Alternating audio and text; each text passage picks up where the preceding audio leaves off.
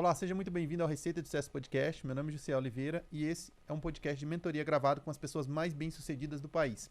As perguntas desse podcast foram elaboradas estrategicamente para direcionar respostas dos nossos mentores que revelam um verdadeiro passo a passo para que você também possa alcançar o topo. Para mais conteúdos, me siga nas redes sociais oliveira.jussiel. Vamos à mentoria.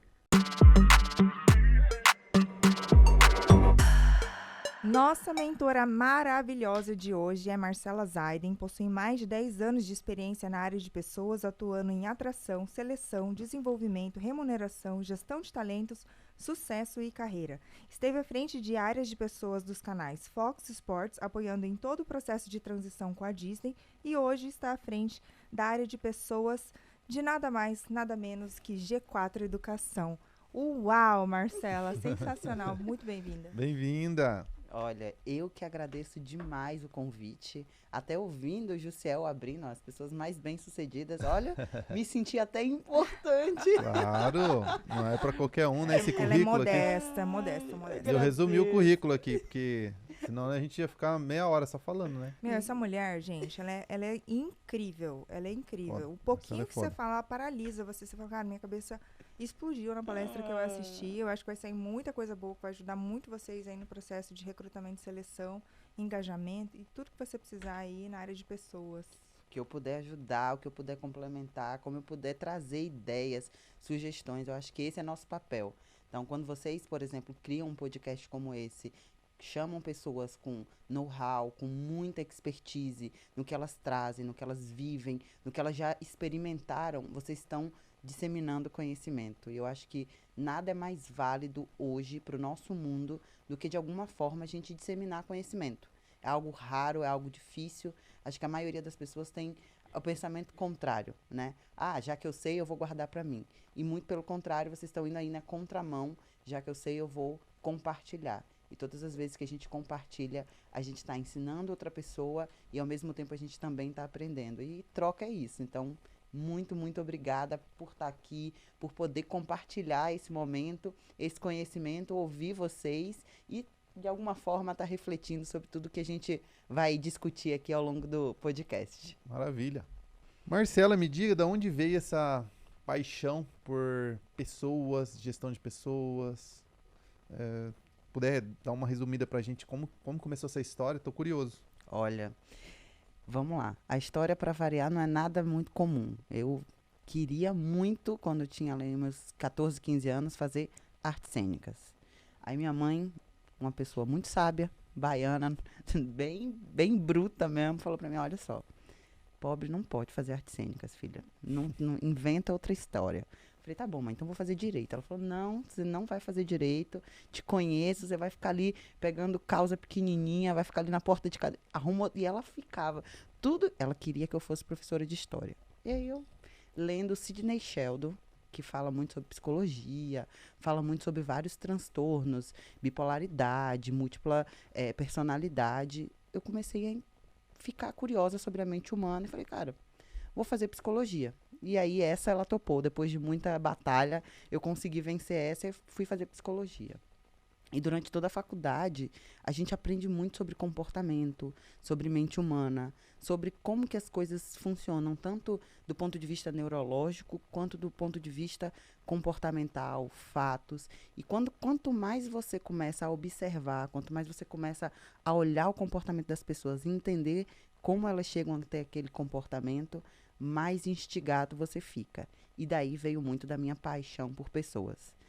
Terminei a faculdade, fui trabalhar na área de RH e eu entendi que eu não queria fazer terapia, né? Eu falava, não tenho paciência para fazer terapia, vou para a área de RH que vai ser algo lê do engano. Na área de RH, ao invés de eu atender 1 hora, eu atendo às vezes 2, 3, 4, 5 horas seguidas.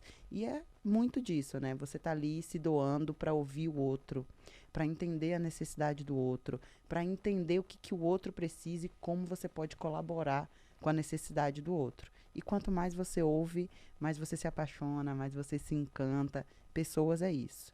Eu costumo dizer que para você fazer qualquer coisa, você tem que gostar de pessoas. Principalmente você, empreendedor. Não adianta. Como é que você vai ter uma empresa se você não se minimamente se interessar por como as pessoas funcionam, como que a pessoa pensa, como que a pessoa se estrutura, não vai funcionar. É o básico para qualquer empreendedor. Incrível. Por que pessoas é a maior dor de todo empreendedor? Existe uma resposta para essa pergunta de $1 bilhão? Olha, Que é geral. acho que essa é uma dor comum. Outro dia teve alguém que perguntou numa palestra, assim, não lembro com quem foi que a gente estava conversando que me trouxe isso. Você tem dor com a área financeira? Você tem dor com a área de marketing? Você tem dor com a área... Aí, né, 20%, 30%. Você tem dor com a área de pessoas? 90% levantou a mão e trouxe que tinha dor. Eu acredito de verdade que as pessoas são imprevisíveis. E eu acho que o fato das pessoas serem imprevisíveis e você não conseguir muitas vezes... Porque se você olha, por exemplo, para um cenário de finanças, se você fizer muito bem, cuidar dos números, cuidar da sua receita, olhar exatamente como está tudo construído e acompanhar esses números de uma maneira correta e adequada, vai funcionar. Se você tiver uma boa consultoria ali para construir sua marca, para construir seu posicionamento, profissionais bons para construir tudo isso, vai funcionar. Se você tiver qualquer outra área com bons profissionais, vai funcionar. Mas perceba que tudo passa por bons profissionais, necessariamente por pessoas. Então, tudo vai girar em torno de pessoas. Consequentemente, a dor se passa a partir daí. Então, não vejo muito além disso. Acho que as pessoas são imprevisíveis. Consequentemente, você tem dificuldade de encontrar pessoas que funcionem, porque muitas vezes você quer encaixar bola num quadrado, quadrado não vai funcionar. E é quando a gente fala de cultura, quando a gente fala de propósito, quando a gente fala de o que as pessoas querem e o que elas buscam dentro de uma empresa, dentro de uma carreira. Consequentemente, a gente acaba tendo muita dificuldade de conseguir encontrar boas pessoas e vir uma dor. Nem me fale. Gente, como é difícil encontrar. E assim, Marcela, você falou ali de cultura, né? Cara, tem muitas pessoas hoje, tem muitas empresas que eles estão ali no dia a dia, não tem um código de cultura, tem aquelas pessoas ali. E aí, eu quero fazer um reposicionamento aqui na minha empresa, todo mundo precisa olhar para o mesmo time, vou fazer como que eu começo isso dentro da minha empresa se eu já tenho esse negócio já rodando? A primeira coisa que eu acho que todo empreendedor precisa entender, até para fazer qualquer reposicionamento, eu tenho uma cultura. E qual é a cultura que eu tenho? É a primeira pergunta que você vai precisar investigar. Qual é a cultura que hoje eu tenho? Né? O que eu tenho hoje enquanto comportamento esperado, enquanto comportamento que eu incentivo, enquanto comportamento que muitas vezes eu tenho e que todo o meu time acaba replicando. Maravilhoso. Então, se eu sei qual é a minha cultura, eu vou passo a passo entender o que eu quero reforçar naquela cultura e o que eu quero eliminar daquela cultura. É um trabalho de longo prazo. E muitas das vezes, o que acontece é que as pessoas querem tomar um caminho que elas naturalmente mudaram o comportamento e que todo o time vai mudar o comportamento. Não é. É algo de médio e longo prazo.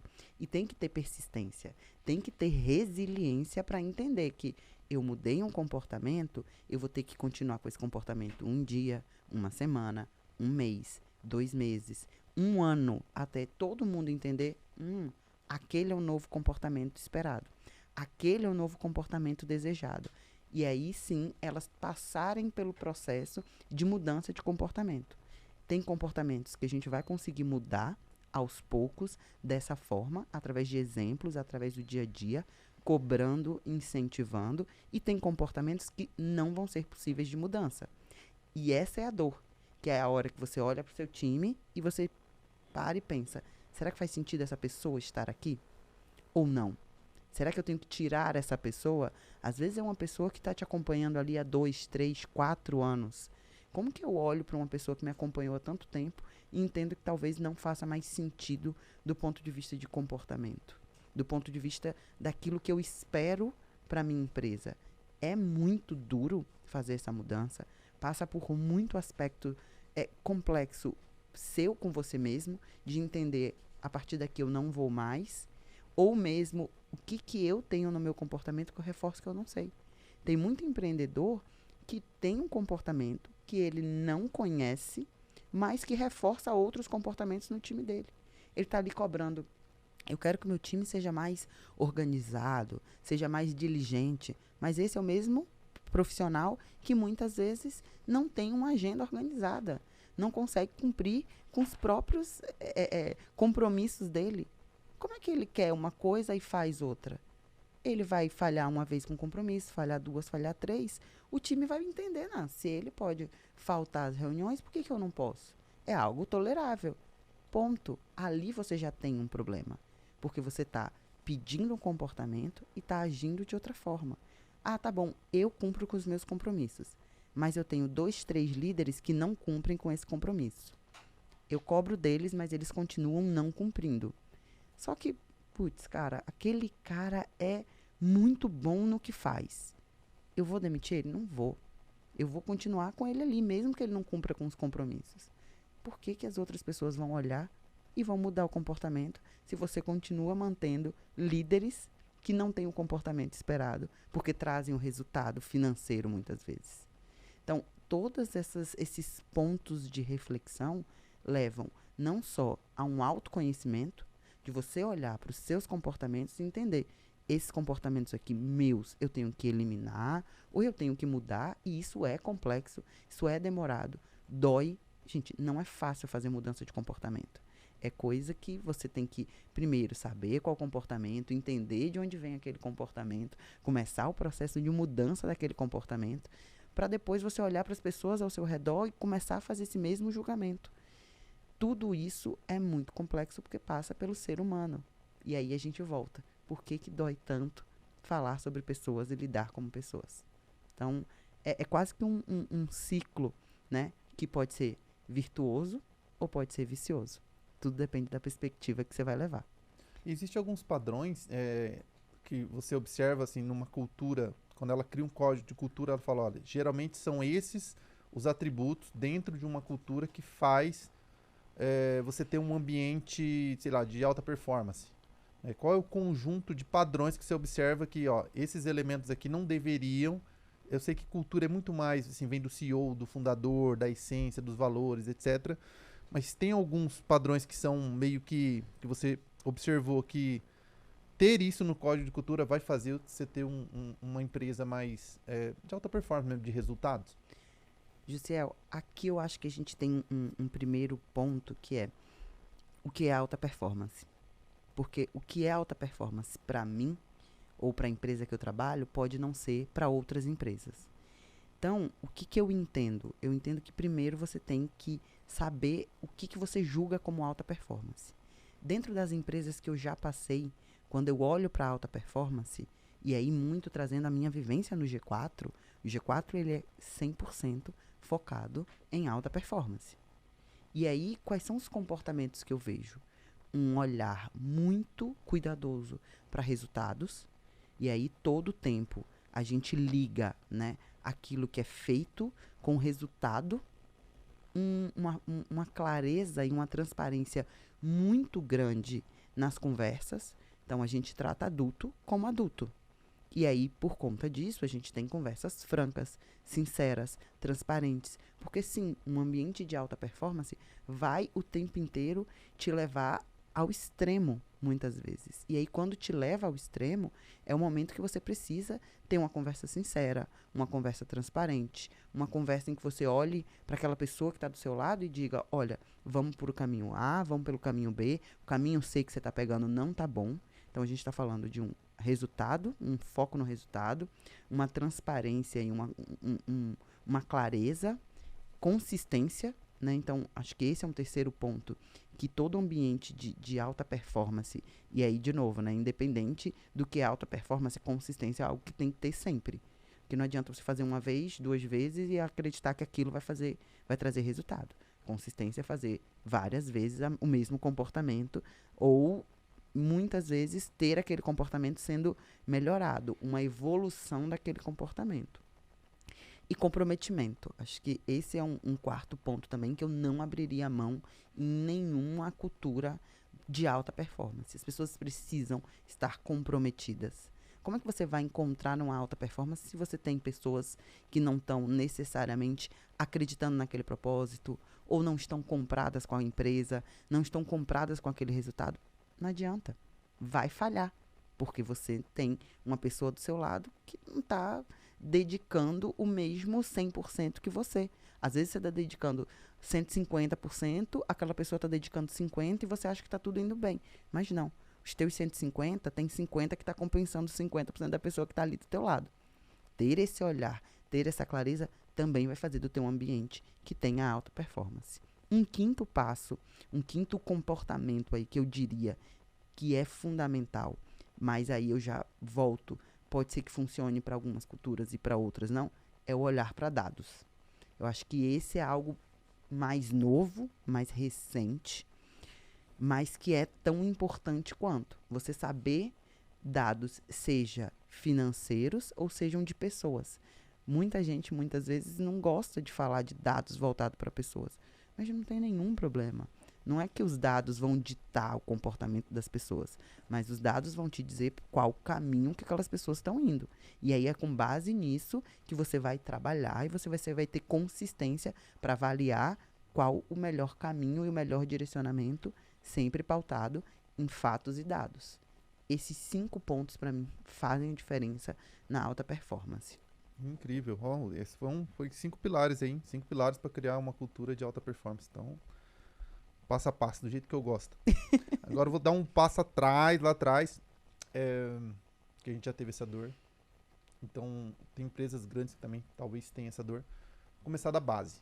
Como eu faço para estruturar um departamento de recrutamento, seleção e gestão de pessoas? Ou seja, quais são os cargos, quais são as responsabilidades? Realmente, assim, do zero, como construir isso dentro de uma empresa? Principalmente que a empresa que é pequena empresa, às vezes é o dono que pede uma indicação, ou seja, não existe um processo de recrutamento e seleção. Uma mentoria que a gente teve com o Vini, né, com o Vini de la Torre, e ele explicando, eu falei da dificuldade que a gente tinha de contratar pessoas, ele falou, como é que é teu processo de contratação? E aí ficou claro que eu não tinha um processo de contratação. Ele falou, cara, isso daqui é igual um funil de vendas, sei lá, no marketing digital. Você tem ali, né, as oportunidades, e aí até chegar ali no fundo do funil, existem etapas.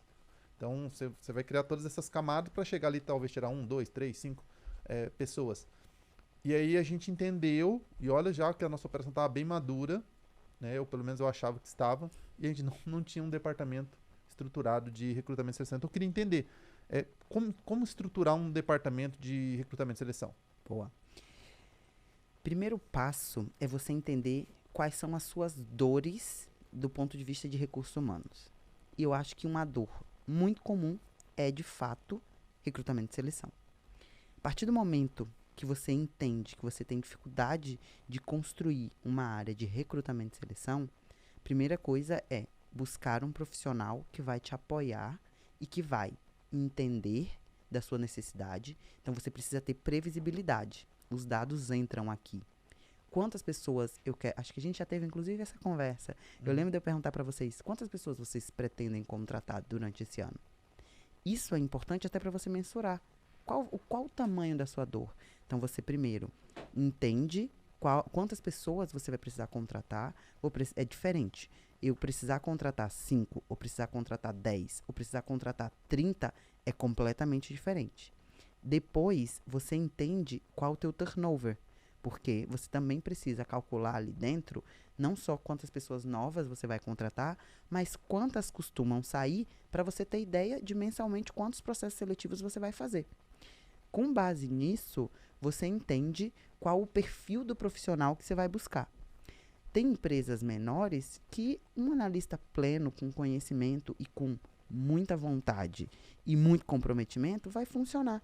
Por quê? Porque você precisa de alguém que colhe ali no CEO, que colhe ali na liderança e entenda qual a cultura, quais as dores, quais os desafios e consiga no mercado buscar esses profissionais. Buscar profissionais que tenham a ver com aquele teu perfil. Então, você já mensurou o tamanho da tua dor em recrutamento e seleção, você já entendeu qual o tamanho daquele profissional que você tem que buscar, e você contrata esse profissional e faz um bom onboarding dele. Faz com que ele viva a empresa durante um tempo para que ele entenda qual a dor, qual o desafio, o que aquele profissional que ele vai contratar precisa saber, precisa conhecer. Muitas vezes a gente entrega aqui, ó, isso aqui é um descritivo de atividades e quer que a gente vá buscar no mercado. Vai buscar? Vai. Mas vai dar certo? Talvez. Se você está buscando profissionais bons e diferenciados, você precisa fazer com que o teu profissional de recrutamento e seleção entenda o que é aquele profissional para você. Pega um profissional teu bom e bota para ficar ali, bota ele do lado 1 dia, 2 dias, para ele entender como é que é a rotina daquele profissional, o que aquele profissional faz.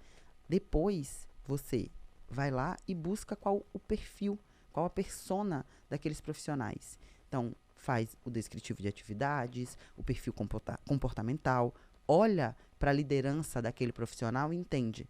Eu tenho certeza que eu estou com vocês dois aqui e conheço um pouquinho dos dois. Tenho certeza que um profissional para funcionar com o Jussiel é diferente de um profissional para funcionar com a Karen. Porque vocês dois têm perfis diferentes. Então, o teu RH precisa conhecer e entender qual o perfil que vai funcionar com o Jussiel, qual o perfil que vai funcionar com a Karen, mas, além disso, precisa ter senioridade para desafiar vocês. Porque muitas vezes o perfil do profissional que funciona com vocês não é necessariamente o perfil do profissional que você precisa ter do lado. Porque às vezes você precisa ter um perfil complementar e não parecido. E a gente tende a trabalhar com pessoas parecidas com a gente. Então, esse tipo de análise precisa ser feita. E aí, sim, depois de você ter vivido tudo isso, estrutura bem o teu processo de recrutamento e seleção. Então, cria todos os passo a passos, cria playbook de entrevista para os teus líderes saberem o que precisa ser avaliado, cria playbook de perguntas sobre cultura, coloca ali dentro do teu processo seletivo a avaliação técnica, mas principalmente a avaliação cultural. Tudo isso vai fazer com que a tua área esteja estruturada. Depois disso, é rodar os teus processos e o PDCA, né? Vai criando, estruturando, revisando e vai para ação. Então, planejou, desenvolveu ali aquele processo, colocou para rodar, revisou aquele processo e vai de novo para a execução e depois de novo para o planejamento. Criou essa estrutura, vai funcionar. O problema é, às vezes, a gente cria essa estrutura, bota para rodar e esquece ele rodando ali. Só que muda a tua cultura, muda a forma com que vocês estão funcionando. A empresa saiu de 30, foi para 60 e isso muda o perfil do profissional. Você não pode esquecer um processo só porque ele está funcionando, achar que ele vai funcionar para sempre da mesma forma. Você tem que estar todo o tempo revisando. Isso é uma área de recrutamento e seleção adequada. Além de tudo isso, sempre está olhando para os números. Está funcionando? Como é que está o meu funil? Quem foi que deu a mentoria? O Vini. O que o Vini falou é perfeito. É como se fosse um funil de vendas. É um funil de vendas. A estrutura ela é bem similar. Eu vou entender quantos profissionais estão entrando no meu primeiro momento ali através da minha divulgação. Depois eu vou entender quantos eu chamo para entrevista. Desses que eu chamo para entrevista, quantos realmente faziam sentido. Desses que faziam sentido, quantos foram para a etapa com o gestor. Depois que saiu com o gestor, quantos foram para o CEO ou para a CHRO. E, por fim, quantos foram aprovados. Qual o tamanho dessa estrutura? Quanto tempo eu estou levando para fazer esse processo seletivo? O quanto eu estou sendo assertivo? Aonde eu estou perdendo mais candidato? Aonde que eu estou tendo um gap maior entre quantidade de entrevistados e quantos foram para a próxima fase? Tudo isso precisa ser muito bem estruturado, olhado todo o tempo, para aí sim, aí eu vou ali naquele ponto, faço uma melhoria. Vou ali naquele outro ponto, faço uma melhoria. Quando você vê, você faz melhoria o tempo inteiro. Não tem receita de bolo de forma alguma. Você precisa entender aquela receita e ir melhorando, trazendo novos ingredientes ou substituindo outros. É tão simples quanto isso, ao mesmo tempo é complexo demais estruturar tudo isso. Só alguns termos aqui, playbook, né? Quando a gente fala de playbook, a gente está falando de manuais, construir manuais, né? Para... Bom, tudo na empresa deve ser manual. Justamente para quando sai uma pessoa, entra outra pessoa, ela ter clareza do que ela precisa fazer, porque senão o conhecimento vai embora quando a pessoa vai embora. Se você não tem playbook, não tem um manual. PDCA. É o Plan, Do, Check in Action. É todo o processo ali. É um ciclozinho que você vai planejamento, depois você vai agir, depois você vai checar e você vai revisar. É um formato mesmo de atividade que você consegue colocar ela em prática. Show, maravilha. E na sua opinião, Marcela, quais são as skills que um bom candidato ele tem que ter, um bom profissional ele tem que ter? Eu odeio dar essa resposta, mas depende, Karen. Acho que, de novo, tem aquele que vai funcionar contigo. E aí eu vou trazer aqueles que funcionam comigo. Uma coisa que eu falo sempre para todo profissional que vem trabalhar comigo, que a minha liderança ela é pautada em 3 grandes pilares. E essa é uma conversa que, se eu pudesse dar uma dica, é essa. Recomendo que você, enquanto líder, tenha esse papo, tenha essa conversa com os seus futuros liderados durante o processo de entrevista.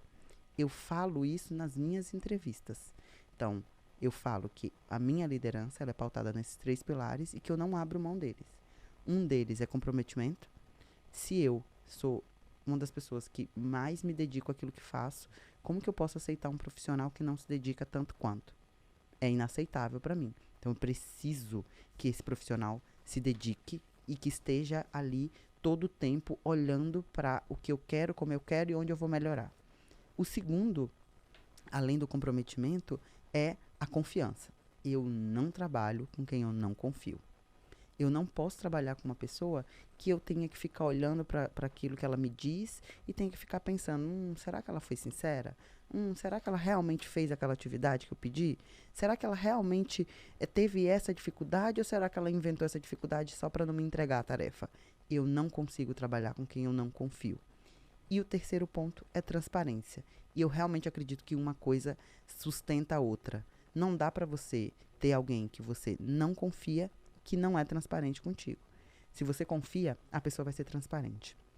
Meu time, eles estão cansados de me ouvir dizer, eu tenho 0, -1 de problema quando você erra. Não tenho, tá tudo bem. Errar faz parte, principalmente para um time que eu incentivo que traga sugestões de inovação, que tragam melhoria todo o tempo. Então, errar vai fazer parte.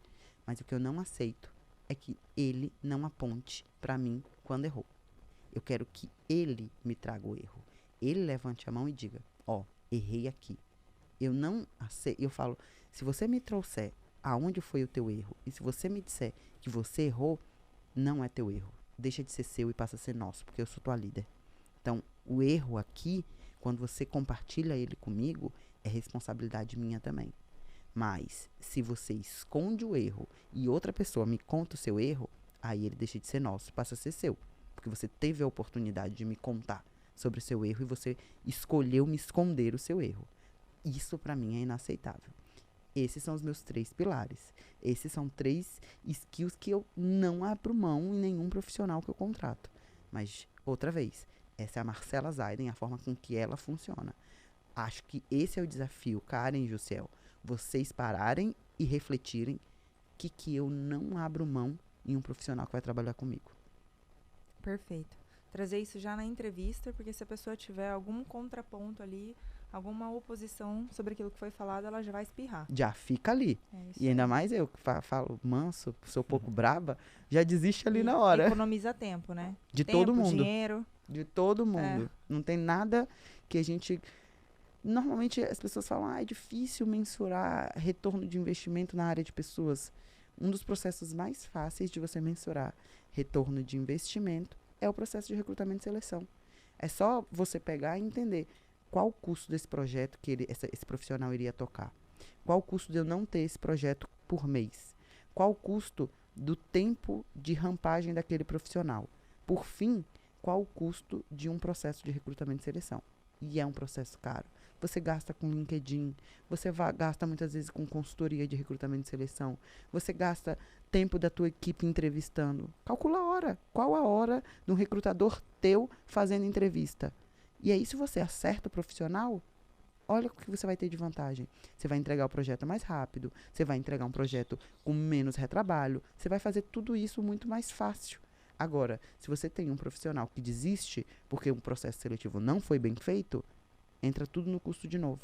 Além de tudo isso, a tua paciência, que vai embora rapidinho. Nada tira mais a dor do que a dor e a paciência dos empreendedores do que ter que fazer recrutamento e seleção por conta de falha no processo. Porque a pessoa desistiu, porque a pessoa entendeu, olha, isso aqui não faz sentido para mim. Por quê? E aí volta a dúvida. Essa é a hora que você vai puxar lá teu time de recrutamento e seleção e vai perguntar, vamos lá, a gente está sendo transparente no processo seletivo? Porque também, assim, e cada vez mais a gente tem aprendido isso, principalmente no G4. Muitas e muitas e muitas vezes a gente é transparente. A gente é claro sobre, olha, o desafio vai ser esse, dessa forma, você vai passar por isso, isso, isso, isso, vai te exigir que você abra mão disso, que você abra mão daquilo. É isso que você quer? Mas você vai ter isso aqui de retorno, porque você vai trabalhar com pessoas diferenciadas, você vai aprender o tempo inteiro, você vai estar num ambiente que te expõe o tempo inteiro. Aprendizado.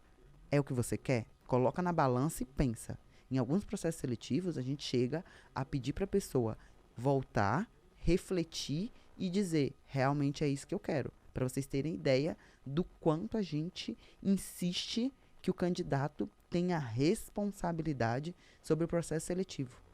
Muitas vezes o empreendedor, o CEO, os líderes, eles entendem que não, é responsabilidade da empresa tomar a decisão se o candidato vem trabalhar ou não. É 50-50.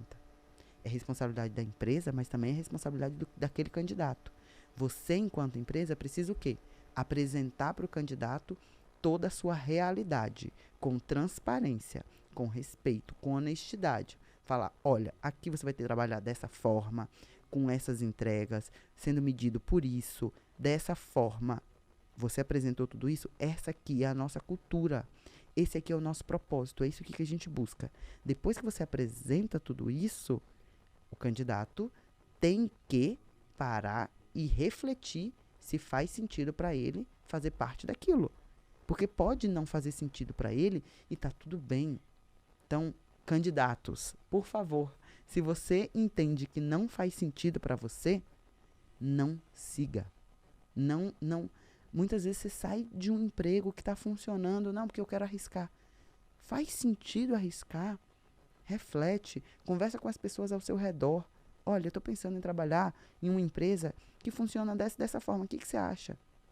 Gente, eu tenho certeza que se eu chego, por exemplo, para as pessoas que me conhecem, para minha família, para os meus amigos assim mais próximos, e eu digo, olha, estou pensando em sair do G4 e vou trabalhar numa empresa mais low profile, que eu vou trabalhar menos horas por dia, vou ter pouco desafio, mas eu vou ter tranquilidade. Vão perguntar se eu estou doente. Porque eu nunca trabalhei dessa forma. Eu sempre me doei muito mais e sempre gostei de ser desafiada. É óbvio que vão estranhar. É a mesma coisa. Só que muitas vezes o candidato não tem a maturidade de fazer essa reflexão. Então, o meu convite é, você que é empreendedor, já que o candidato não tem muitas vezes essa maturidade, provoque a maturidade nele. Faça ele refletir. Traga os pontos para ele. Não deixe só com que ele tenha maturidade. Gente, não funciona, não é assim. Maturidade é complexo, maturidade é com experiência, com vivência. Teu papel é desenvolver as pessoas. Então, comece desenvolvendo no processo seletivo. Sensacional. Inclusive, eu estava essa semana, cheguei do podcast, abri o notebook no hotel e a gente faz esse recrutamento via LinkedIn.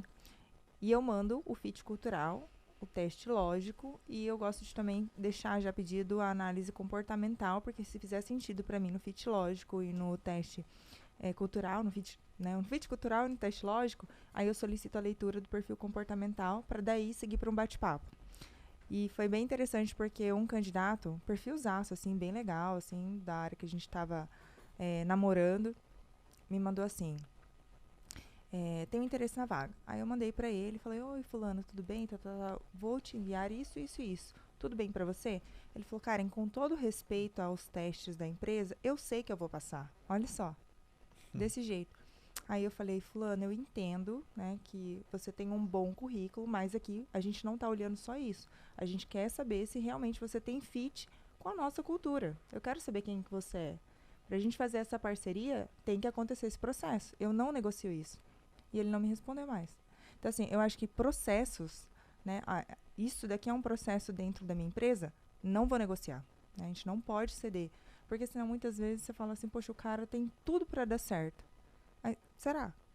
Será que tem tudo pra dar certo? Pega esse exemplo, cá. E aí, muitas e muitas das vezes a gente duvida do quanto cultura é importante, né? Muitos empreendedores ainda, não sei porquê, mas algum momento isso vai terminar, duvidam da importância da cultura. E aí quando você pega um exemplo desse, olha a prepotência de um profissional como esse. Me perdoe, mas eu tenho certeza que vai passar. Não é sobre isso. Comece entendendo a empresa que você está entrando. Comece respeitando os processos da empresa que você está entrando. Se de largada, se no processo seletivo ele já não vai respeitar um processo, porque ele acha que ele sabe mais do que os outros, esse é um profissional que vai respeitar o outro no dia a dia? Jamais. Duvido. E aí a gente não entende por que é tão difícil lidar com pessoas. Você pega um profissional desse, você olha assim e diz assim, da onde está vindo essa prepotência? O mercado, a que ponto o mercado, infelizmente, a gente veio de um boom aí de falta de profissional, principalmente durante a pandemia, que a gente tinha dificuldade mesmo de contratar profissionais, estava tudo muito caro, os profissionais estavam extremamente alavancados, especialmente os profissionais da área de tecnologia. Nossa, era completamente difícil de você encontrar esses profissionais. E muito do que a gente vive hoje é reflexo da falta de mão de obra. Mas será que é falta de mão de obra? Ou será que a gente muitas vezes não está entendendo que eu preciso desenvolver os meus profissionais? Esse é um ponto. Se você quer gente muito mais alinhado com o teu perfil cultural, desenvolva. É muito mais simples do que você encontrar profissionais prontos. Porque profissionais prontos vêm carregados de pré-conceitos, de conceitos pré-estabelecidos. Na cabeça dele, quando ele te fala isso, não tem nenhum problema, porque é um conceito estabelecido que ele já passou em todos os processos seletivos. Por que com você seria diferente? É isso. Que loucura, né? Uma loucura. Aproveitar e dizer que esse podcast tem o patrocínio da Monteiro Investimentos. Você está pensando em diversificar sua carteira com segurança. A Monteiro trabalha única e exclusivamente através de cartas de crédito e consórcio imobiliário, onde você tem duas grandes estratégias, você que é investidor. Primeira é você ter um ganho de capital com a venda da sua carta após a contemplação. Essas cartas valem ouro no mercado. Então a Monteiro vai fazer uma gestão através de lances. Quando você é contemplado, ela vende a sua carta no mercado para outras pessoas que querem usar essa carta para comprar um imóvel, por exemplo. Você lucra, um ágio extremamente interessante, para de pagar parcelas e pode reinvestir novamente.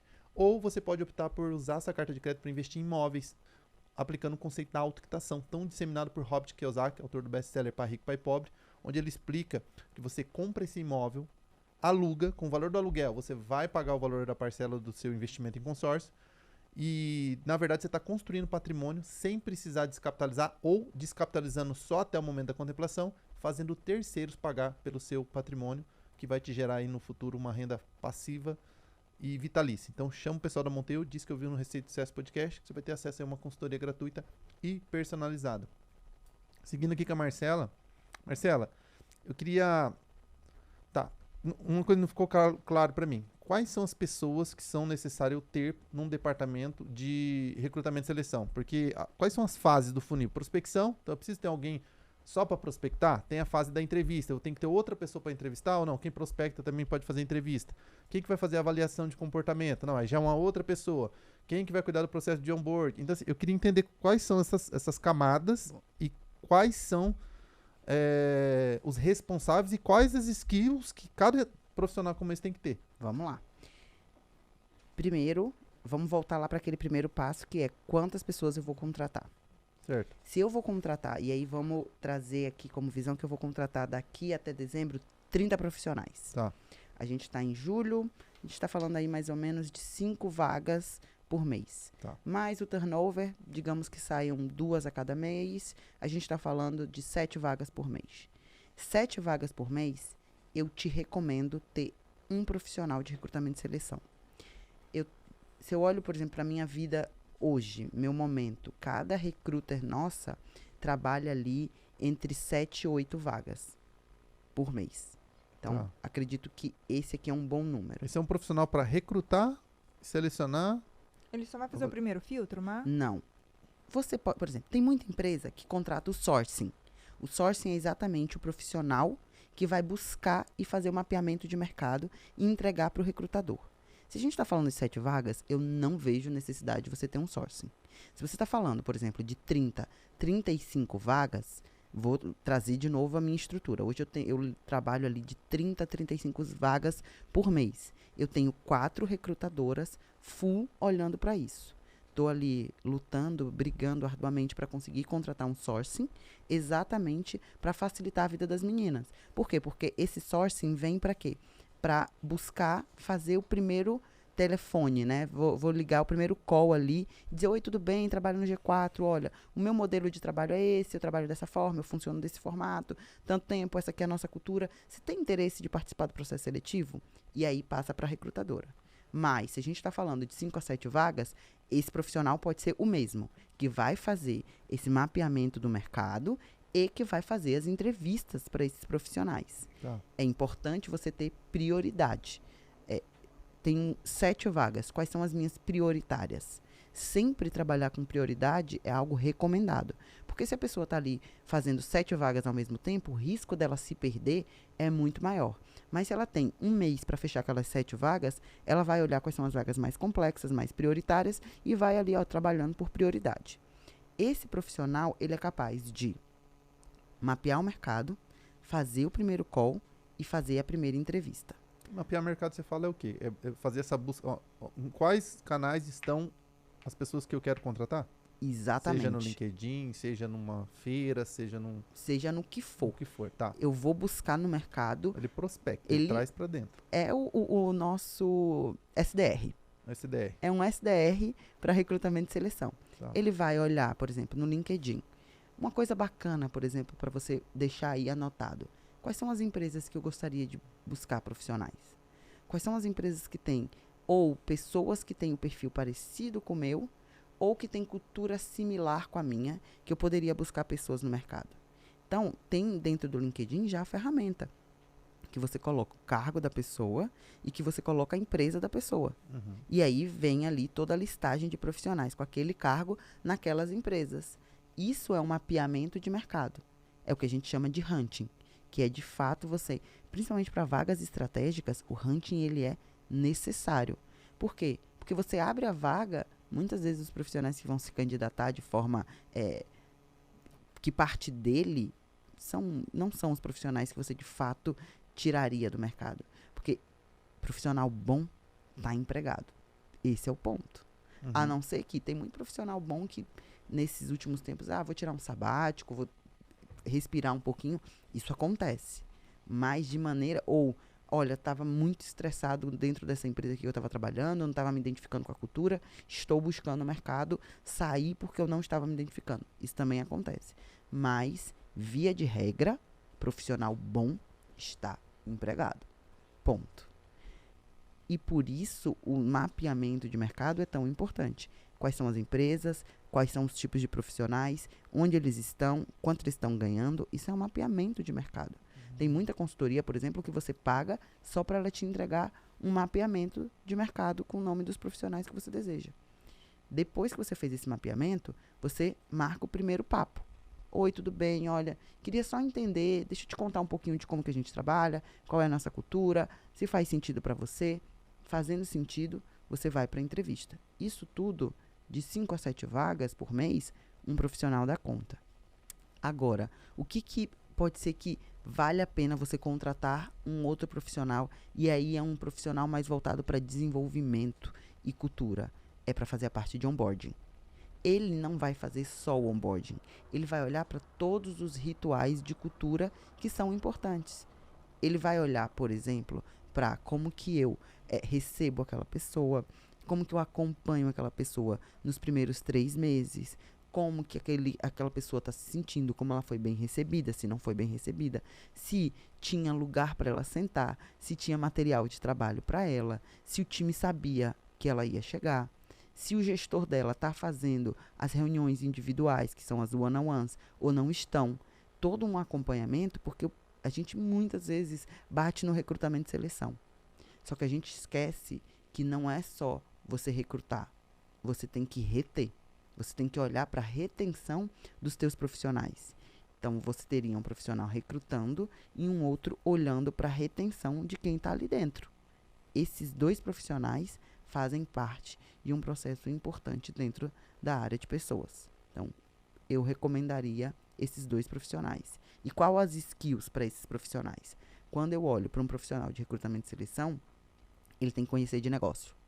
Ele precisa minimamente ter condições de se aprofundar sobre o negócio. Por quê? Porque ele precisa saber bater um papo ali com aquele profissional. Por exemplo, se a gente fala de uma tech recruiter, ela precisa conhecer da linguagem utilizada, de qual o dia a dia, de como trabalha a área de tecnologia, o que aquele profissional precisa conhecer, o que aquele profissional precisa dominar. Ela precisa conhecer um pouquinho do mundo de tecnologia para fazer um recrutamento adequado. Isso é você olhar para um negócio. Isso é você ter conhecimento e domínio do negócio. Uma outra skill é ter resiliência. Esse profissional precisa, porque ele vai tomar muito não de candidato. Ele vai tomar muito cancelamento de entrevista. Muitas vezes ele vai chegar, abrir o computador, esperar ali 5, 10, 15 minutos e o candidato não vai entrar. O candidato não vai mandar mensagem. Ou o candidato vai cancelar de última hora. Ou o líder vai dizer, não gostei desse profissional que você gostou. Ele precisa estar o tempo inteiro aprendendo. Ele tem que ter aprendizado constante e entender que aprendizado faz parte dele. Isso são skills que um profissional de recrutamento e seleção precisa ter. Quando a gente olha para o profissional que vai olhar para a cultura, para onboarding, ele também precisa ter a parte de conhecimento do negócio. Mas ele precisa ter um viés de people skills muito forte. Porque ele precisa entender se a pessoa está engajada. Ela precisa entender. Ele precisa ter uma comunicação muito boa, muito clara, para fazer com que as pessoas tragam as dores e tragam os pontos que não estão bem, que não estão adequados. Ele precisa se conectar com a pessoa para falar para a pessoa, olha, isso aqui é o que a gente faz, olha como a gente funciona, olha como são os nossos rituais, os nossos ritos.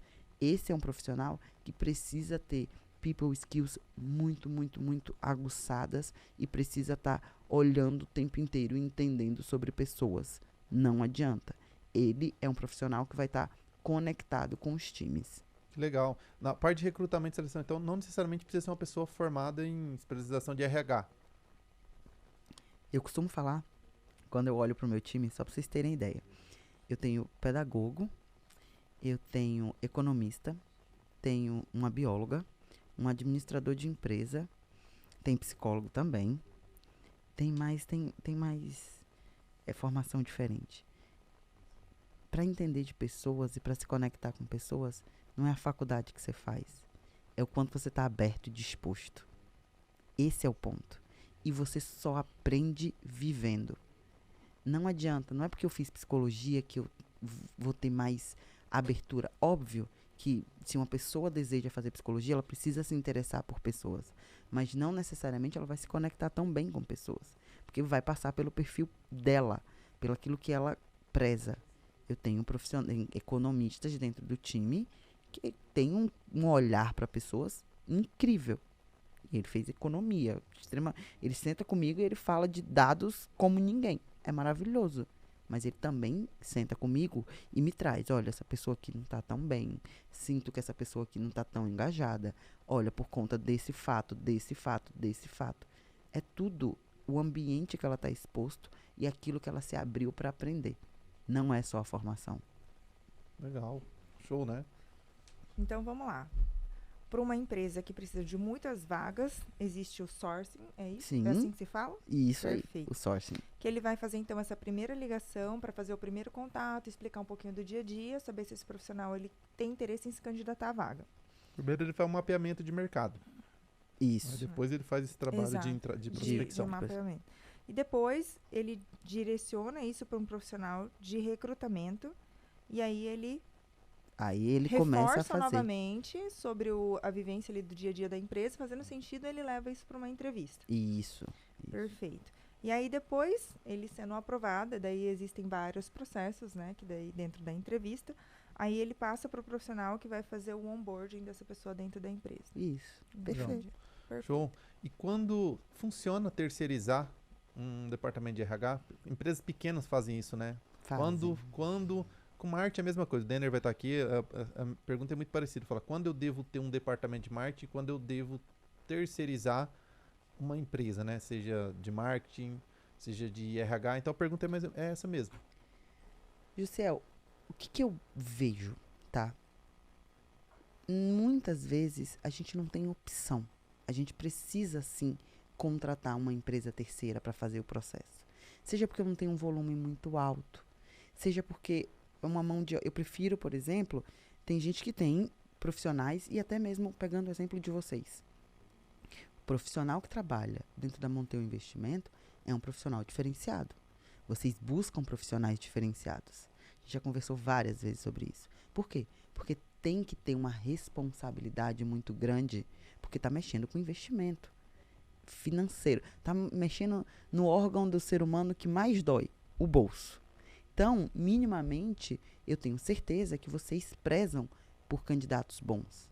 Só que, muitas vezes, você não tem um número de vagas tão grande assim para ter um profissional mega sênior olhando só para recrutamento e seleção. Aí faz sentido eu buscar uma consultoria para fazer e me apoiar durante esse processo de recrutamento e seleção. Só que qual é o ponto que muitas vezes a gente acaba não se atentando? A gente precisa com que essa consultoria entenda da nossa cultura. Esse é um ponto que você não pode abrir mão. Você pode ter interno, você pode ter externo, não tem nenhum problema. O que você não pode ter é um profissional que faz recrutamento e seleção por fazer.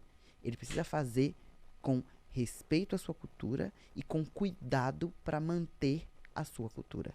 Esse é o X da questão. Eu acho que, então, tem que ter esse alinhamento, né? Na primeira reunião, trazer clareza para essa empresa. O profissional que eu busco é esse, o fit cultural que eu busco é esse, esse é o nosso código de cultura, esse é o perfil que a gente está buscando, essa é a idade. Quanto mais clareza e descrição do que ele busca, mais fácil para essa empresa fazer esse trabalho de recrutamento, seleção, para trazer bons candidatos. É aquela construção de persona que a gente já conversou algumas vezes. Sim. O que é a persona que hoje faz sentido para manter o investimento ter com vocês? O que não faz? O que eu busco no mercado? Isso vai facilitar a vida. Ótimo. Gente, recomendo esse episódio para quem? Para quem tem dor com pessoas. Ou seja, Todo mundo. Todo mundo. Recomendo esse episódio. Siga a Receita de Sucesso Podcast. Se inscreve no canal do YouTube. Toda semana tem vídeo novo, tem conteúdo novo, tem mentor novo. No Instagram também, Receita de Sucesso Podcast. No Spotify, onde, bom, estamos aí em todas as plataformas. Marcela, onde o pessoal pode te encontrar? Pode me encontrar no Instagram, marcela.zaiden, e no LinkedIn, Marcela Zaiden. Esses 2 canais. E, obviamente, vai me ver ali muito trabalhando no dia a dia do G4. Legal. Indica algum livro relacionado a essa área para quem quer entender mais sobre pessoas, recrutamento, seleção? Olha, um livro super bacana, fininho, de cabeceira, que eu recomendo, li recentemente, é o da Daphna, que fala de People Skills, que é um livro fácil de ler, rápido de ler e que vai te trazer reflexão exatamente sobre quais são os comportamentos ligados a pessoas que você precisa ter. Prático, rápido, livro de cabeceira. Como é que é o nome do livro? É People Skills, da Daphna. People Skills. É bem legal. Skills. E a autora é a Daphna. Isso. A gente ganhou o livro Vocês dela. ganharam. Lá no G4 Scale. Club, eu lembrei. No Verdade. clube também. Ela Verdade. fez aquela palestra no Class. Ela Verdade, é ela- muito boa. Ela é incrível. Recomendo. Muito bom. Maravilha. Agradecer a Marcela, que mentoria incrível. Vou ter que trazer ela aqui novas temporadas, porque falamos aqui 1% do que eu queria ter perguntado para a Marcela. Mas a conversa continua mais tarde, né? E a Claro. Marcela vai ser a nossa mentora aí, com certeza. Se a gente reestruturar e ter muito mais assertividade, com certeza, no processo de recrutamento da Monteu. Marcela, muito obrigada. Obrigado, viu? Gente, prazer estar aqui com vocês. Acho que é uma dor, sim, pessoas. A gente podia passar amanhã à tarde aqui falando sobre dificuldades, mas o mais importante é ter pessoas tão incríveis quanto vocês. Faz muito mais fácil a conversa e a troca. Obrigada pelo convite, de verdade, viu? Valeu, Marcela. Obrigada. Obrigado. Valeu, gente. Até o próximo. Tchau. Tchau. Tchau.